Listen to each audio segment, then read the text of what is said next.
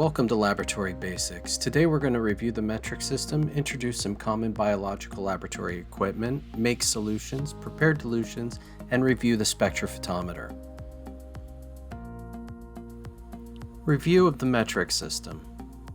The metric system is a standardized system of measurement used by scientists around the world. It is based on factors of 10, an example being 10 millimeters equals 1 centimeter. And the units can easily be expressed in scientific notation. The following table shows the basic divisions, kilo to nano. The base units that we'll be interested in for length are meter, mass, gram, and volume, liter. You'll see that mass and volume in these illustrations are related to one another and hopefully reinforced in the demonstrations to follow. Introduction to Common Biology Laboratory Equipment. Reagent preparation will often require that solid chemical powders be weighed. Such measurements must be made using precise instruments like this analytical scale. Mass measurements. To properly use the scale, turn the scale on then zero it by pressing the zero button. Place a clean weigh boat or weigh paper on the balance, then tare the balance by pressing the zero button again. Use a clean spatula to carefully add your chemicals to the balance. In this demonstration, I will weigh 1 gram of sodium chloride. As you can see, I've placed the weigh boat on the scale, then tared the scale. I then use the spatula to transfer the sodium chloride from my container to the weigh boat, careful not to spill in the scale or surrounding areas.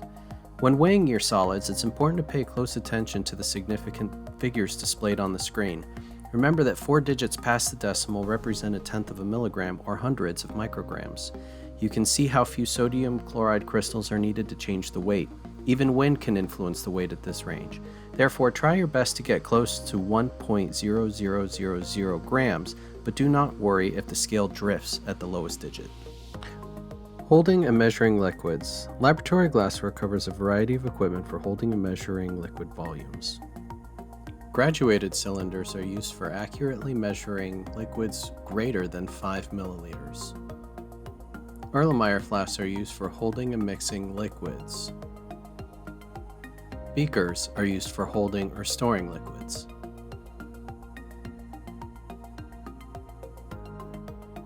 Micropipettes are used for measuring and dispensing volumes of liquid from 0.1 microliters to 1 milliliter. They come in some common sizes and we will go through each. All the micropipettes in the lab have the same features. They each have a plunger, an adjustment, an ejector, a display, and a tip. Each of the pipettes fits a different size tip.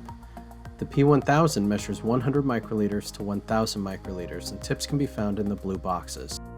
Using pipettes accurately requires practice. To ensure proper use, follow the prescribed method listed. Failure to follow the method could result in irreversible damage to the pipettes or failure to accurately measure and dispense the liquid. Always hold the pipette vertically with the tip down. Do not touch the tip to any other surface or liquid to avoid cross-contamination. After drawing the liquid into the pipette, ensure that the balance has been tared properly. Dispense the liquid carefully into the weigh boat.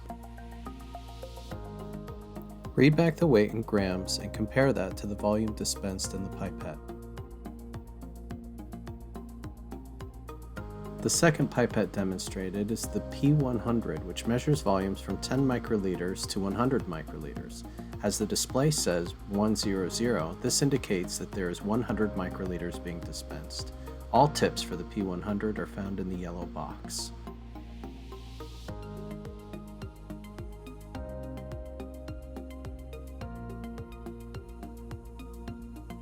The third micropipette demonstrated is the P10. This can measure liquids from 1 microliter to 10 microliters, and tips are found in the pink box. Just like the P1000 and P100, the P10 is procedurally used the same.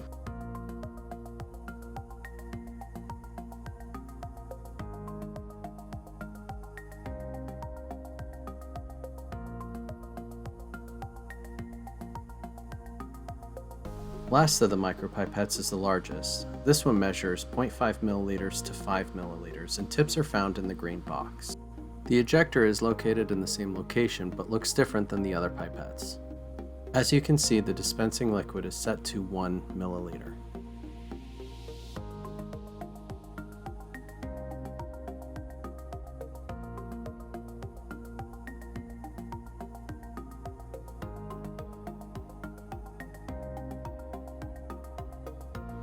Making solutions.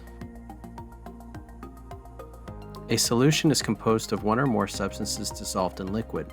The substance being dissolved is the solute, and the medium it is dissolved in is the solvent. Percent solutions. Suppose you need to prepare a 4% sodium chloride NaCl solution. This is made by dissolving 4 grams of sodium chloride in distilled water up to a volume of 100 milliliters. A 70% ethanol solution is made by mixing 70 milliliters of absolute, that's 100% ethanol, with 30 milliliters of distilled water, creating a solution with a final volume of 100 milliliters. Molarity and molar solutions. Molarity refers to the number of moles of solute per 1 liter of solution, moles per mil. A 1 molar 1m solution contains 1 mole of the solute in exactly 1 liter of solution.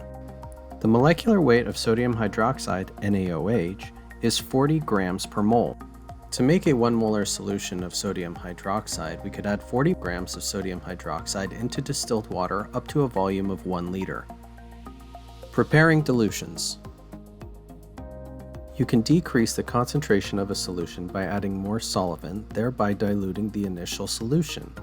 A simple equation allows you to easily calculate the volume of stock solution needed to prepare a diluted solution of known volume and concentration. C1 times V1 equals C2 times V2. Spectrophotometer. To ensure the spectrophotometer is used correctly, you should use the following protocol. To ensure accurate results, we need to calibrate the machine. To do this, we use a blank. A blank is the reagents minus the analyte. In today's experiment, we're going to be testing the action spectrum and concentration of an analyte in water. So the blank we're using is water. Before you begin, make sure the cuvette is completely clean of any smudges or debris. This will allow light to pass through unobstructed. Make sure you select Live Display and hit the blank button. It will take several minutes for the machine to blank. The cuvettes hold a maximum of 4 milliliters. My recommendation is filling these up with 3 milliliters. To do this, we set our micropipette to 3 milliliters. We take our test solution, use the proper micropipetting techniques, extract the solution, and carefully dispense it into the cuvette.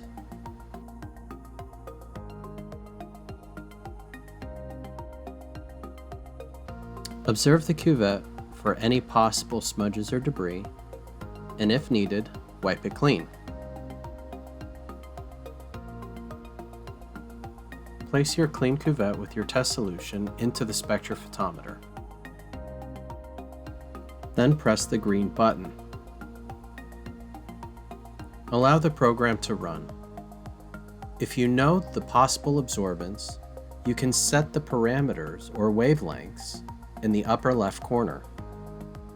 If the solution is truly unknown, you can leave the parameters as the default setting. After the spectrophotometer has run the sample, use the arrows to toggle to find the peak absorbance. It'll show you the numbers in wavelength and absorbance at the top of the screen.